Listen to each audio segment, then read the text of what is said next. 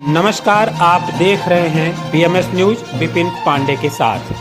मध्य प्रदेश नवगठित जिला मऊगंज के प्रथम कलेक्टर अजय श्रीवास्तव मऊगंज में पदस्थ होने के बाद जिस तरह से कार्य किया जा रहा है वह जन चर्चा का विषय बना हुआ है।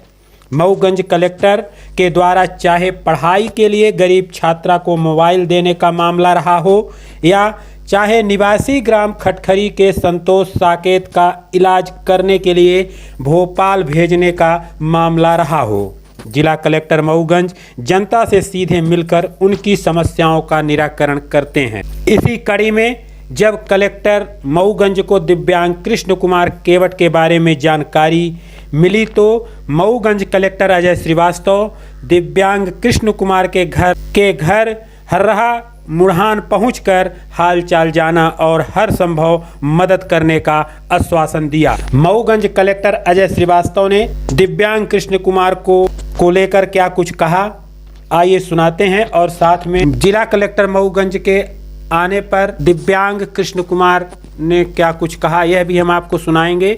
जुड़े रहिए बीएमएस न्यूज में।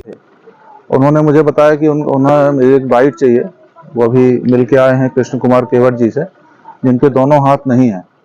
तो इससे मुझे जानकारी मिली, तो मैं कल ही आने वाला था बट कल लेट हो गए थे, तो मैं आज सुबह सुबह यहाँ आया हूँ। कृष्ण कुमार केवट जी यहाँ रहते हैं, भाटी संगर गांव है यहाँ का, अपने परिवार के साथ रहते हैं और इनके दोनों हाथ नहीं हैं, बचपन से ही नहीं है। मैंने डॉक्टर से पूछा था, कल ही फोन करके पूछा था क्या हम इनको हाथ लगवा सकते हैं, आर्टिफिशियल लिम्स लगवा सकते हैं। तो उन्होंने कहा चूंकि बचपन से हाथ नहीं है इसलिए इस बात की संभावना तो लगभग शून्य है कि हाथ लग पाए, लगेंगे भी तो वो उपयोगी नहीं रहेंगे, उनका उपयोग नहीं कर पाएंगे। तो मैं आज इनके घर आया हूँ, इनके परिवार से मिला हूँ और ये बहुत ही प्रतिभाशाली व्यक्ति हैं। 82% इन्होंने हायर सेकेंडरी में पाए हैं और अभी बीए पास कर लिया है और आगे इन्होंने अपनी इच्छा व्यक्त की थी कि मैं आईएएस बनना चाहता हूँ। तो उसके लिए मैंने इनसे पूछा कि चूंकि ओबीसी कैटेगरी में आते हैं तो ओबीसी के हॉस्टल हैं भोपाल में, जिसमें आईएएस की यूपीएससी की कोचिंग भी होती है, रहने की व्यवस्था भी होती है और ये सारा कुछ व्यवस्था फ्री होती है। तो मैंने इनसे पूछा था कि हम आपको वहाँ भोपाल भेजने की व्यवस्था कर सकते हैं, तो आप बताएं आप क्या चाहते हैं।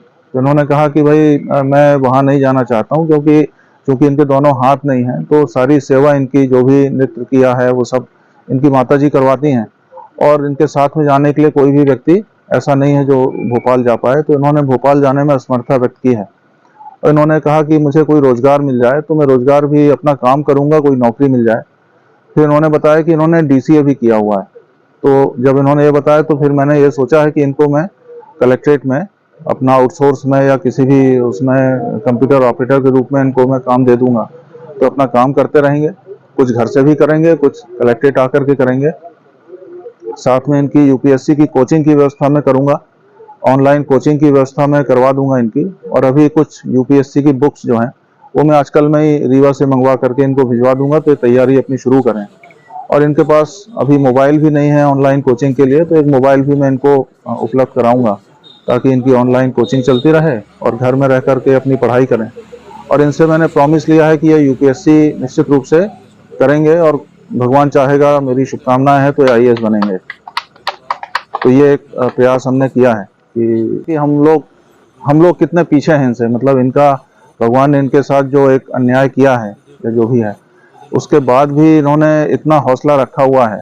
ये हमने अभी देखा है कि पैर से लिखते हैं ये, और पैर से ही पानी पीते हैं, पैर से ही चम्मच से खाना खाते हैं और इनकी जो दृष्टि है बड़ी क्लियर है। इनको लाइफ में क्या करना है वो दृष्टि इनकी एकदम क्लियर है, विजन एकदम क्लियर है।